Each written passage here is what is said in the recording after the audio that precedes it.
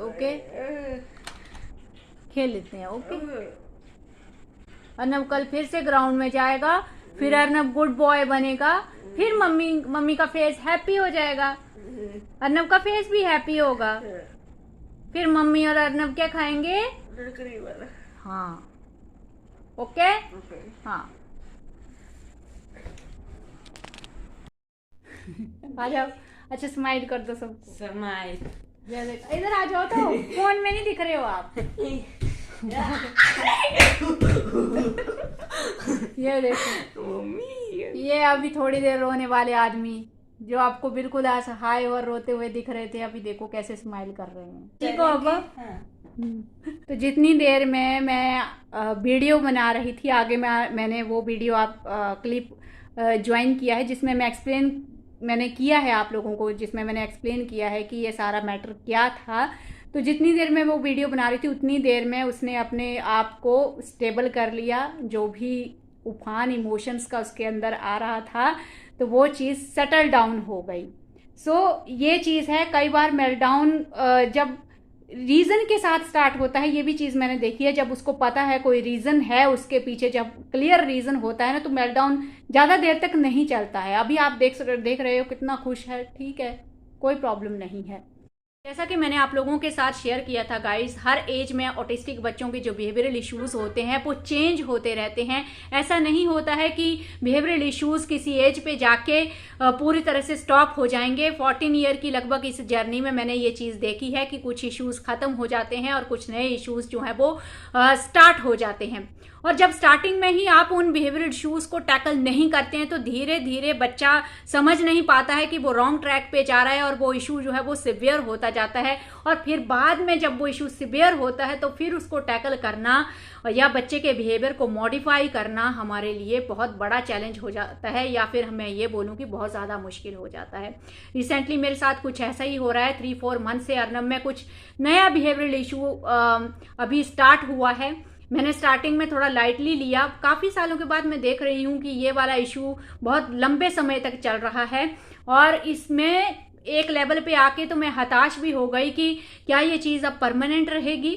लेकिन फिर भी जैसा मैं हर बार करती हूँ कि अपनी कोशिश में जारी रखती हूँ, चाहे मुझे सफलता मिले चाहे ना मिले, मैं उन बिहेवियरल इशू को बार बार टैकल करने की कोशिश करती रहती हूँ। हिट एंड ट्रायल मेथड कुछ ना कुछ अप्लाई करती रहती हूँ उसको मॉडिफाई करने के लिए। बहुत लोग ये लेवल पे आके बच्चे को मारना पीटना शुरू कर देते हैं। मारने पीटने से कुछ नहीं होता है। अभी जो आप इम्पैक्ट देख रहे हो, मैं एक्चुअल में आपको उसका वीडियो नहीं दिखा रही हूँ बिकॉज अब अर्नब पसंद नहीं करता है कि मैं उसको शूट करूँ उस टाइम पे जब उसका मेल्टडाउन होता है। ये आज सेकंड टाइम था, इससे पहले भी जब एक बार मेल्टडाउन हुआ ट्रेन में 3-4 मंथ पहले, तब भी उसने मुझे स्टॉप कर दिया कि मत करो शूटिंग, मतलब बंद करो। आज भी मैंने जैसे ही स्टार्ट किया उसने मुझे फिर से बंद कर दिया, इसलिए मैंने कैमरा अपनी तरफ रखा था ताकि आपको सिर्फ उसकी आवाज़ सुनाई दे। उसको भी पता था कि फ्रंट कैमरा मम्मी की तरफ है, वो देख रहा था। पता नहीं उसको ये चीज़ें समझ में नहीं आती हैं, लेकिन फिर भी पता नहीं वो इस चीज़ को क्यों डिनाई कर रहा है अभी। लेकिन मैं उस चीज़ की रिस्पेक्ट करती हूँ, अगर वो नहीं चाह रहा है तो मैं नहीं करूँगी। तो आपने देखा उसके ऊपर कितना ज़्यादा इम्पैक्ट हुआ है अपने रिवार्ड को कैंसिल होने की वजह से। जो भी शाम को जब वो खेल के आता है ना तो उसको मैं थोड़ा सा स्नैक्स देती हूँ, कुकीज़ हो गया या थोड़ा जो नमकीन होता है वो देती हूँ। तो मैं ना उसको बार बार वार्न कर रही हूँ कि अर्नब मैं तुम्हारा रिवार्ड कैंसिल कर दूंगी, आज तुमने अगर वो मिस्टेक की तो घर पे जाके तुमको ये चीज़ नहीं मिलेगी। अर्नब ने, मैंने 1-2 बार कैंसिल भी कर दिया, उसने वो मिस्टेक करी, घर पे आके वो बड़े आराम से मतलब बोल रहा है कि ठीक है आज नहीं मिला कल मिल जाएगा, तो और स्माइल कर रहा है। मैं भी सोच रही थी कि चीज़ों को लाइटली ले रहा है, लेकिन बीच बीच में वो कभी वो उस मिस्टेक को नहीं करता, कभी वो फिर से रिपीट करता ग्राउंड में जाके बच्चों के बीच में। तो अब बार बार जब उसका वो रिवार्ड कैंसिल हो रहा है तो फाइनली आज उसके दिमाग पे उस चीज़ का गहरा असर हुआ, वो अपने इमोशंस को संभाल नहीं पा रहा है। फर्स्ट ऑफ ऑल मैंने ये चीज़ कंफर्म करी कि क्या उसको ये चीज़ समझ में आई कि मैंने उसको ये पनिशमेंट क्यों दी है। तो मैंने कंफर्म किया, जाके उसको बड़े प्यार से पूछा कि आज आपने क्या मिस्टेक की थी। उसको पता है बदमाशी का मतलब क्या होता है ग्राउंड में, उसने क्लियरली एक्सप्लेन किया कि हाँ मैंने ये चीज़ करी है। तो फिर मैंने बोला कि आपको क्या पनिशमेंट दिया मम्मी ने, उसने वो भी एक्सेप्ट किया कि मुझे आज कुकीज़ नहीं मिला है। ओके, फिर मैंने उसको फिर बोला, मुझे पता चल गया कि अब कंफर्म्ड है कि उसको क्लियर है, पूरा सिचुएशन मैटर उसको क्लियर है। तो उसने बोला कि, मैंने उसको बोला कि ठीक है, अब हम कल फिर से जाएंगे ग्राउंड में और फिर से अर्नव बहुत अच्छे से उस मिस्टेक को वहाँ पे वो रिपीट नहीं करेगा और फिर वापस आके मैं और अर्नव दोनों हम लोग बैठ के कुकीज़ खाएंगे, हैप्पी फेस हमारा होगा। तो इस तरह से मैं उसको टैकल करती हूँ ताकि उसको एक जो उसको सेटबैक लगा है रिवार्ड को कैंसिल होने का, उसका जो दुख है वो थोड़ा सा बैलेंस हो जाए कि नहीं, आज भले ही वो चीज़ कैंसिल हो गई लेकिन कल मुझे वो रिवार्ड फिर से मिल जाएगा और एक शर्त पे मिलेगा कि मुझे फिर से वो मिस्टेक रिपीट नहीं करनी है।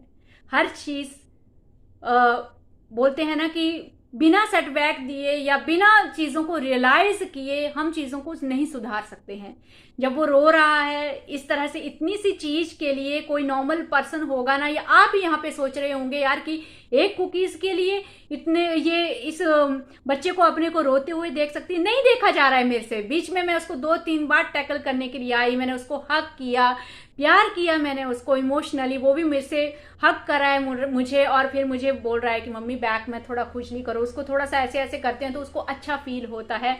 वो भी इस चीज़ को समझ रहा है, लेकिन प्रॉब्लम वहीं पे है।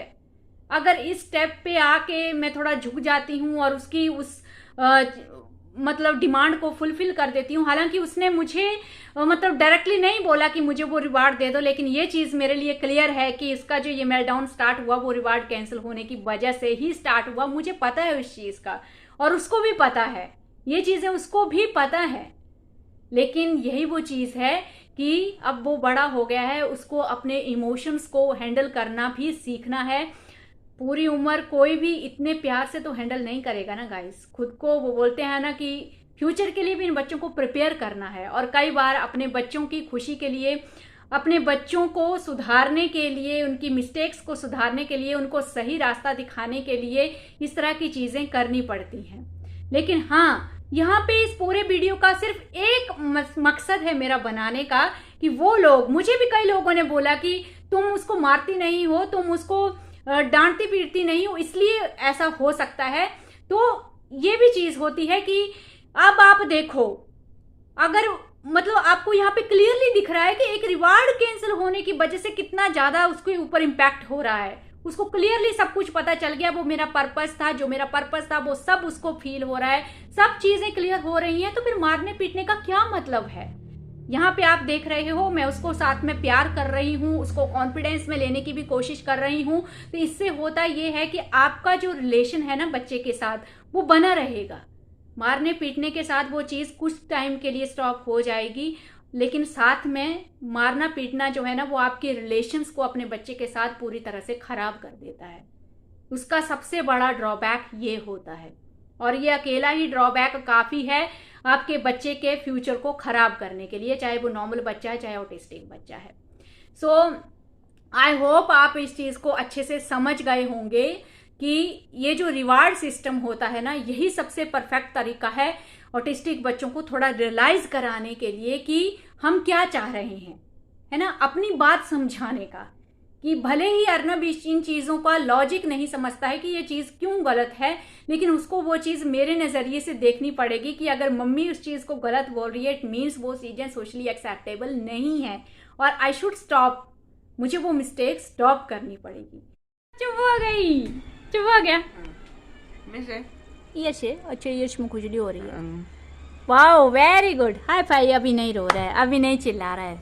देख लो भाई, जितनी देर में मैंने आपके लिए वीडियो बनाया उतनी देर में मेरा बच्चा, मेरा गुड बॉय अभी स्माइल कर रहा है और इसने अपने इमोशंस को पूरी तरह से खुद से हैंडल कर लिया है।